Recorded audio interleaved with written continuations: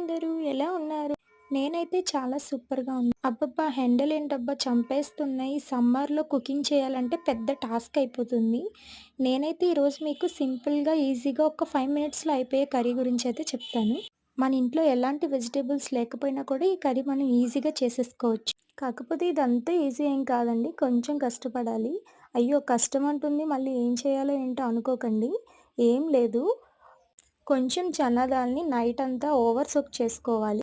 ముందుగా stove on చేసుకొని ఒక పాన్ పెట్టుకొని ఒక 5 టేబుల్ స్పూన్ వరకు ఆయిల్ తీసుకోవాలి. అలాగే నైట్ సోక్ చేసి పెట్టుకున్న చనా దాల్ని కూడా వేసేసి ఫ్రై చేయాలి. పసుపు, జీరా పౌడర్, కారం, సాల్ట్ టేస్ట్‌కి తగ్గట్టు యాడ్ చేసుకొని ఇలా గోల్డెన్ కలర్ వచ్చే వరకు బాగా ఫ్రై చేసుకోవాలి. అంటే గోల్డెన్ కలర్ అంటే కాదండి. అలా చేస్తే మాడిపోతుంది. ఆయిల్ మొత్తం బయటకొచ్చేదాకా ఫ్రై చేయాలి. ఇందాక నేను సాల్ట్ అని చెప్పాను కదా! యాడ్ చేయడం మర్చిపోయాను. ఇప్పుడేస్తున్నాను.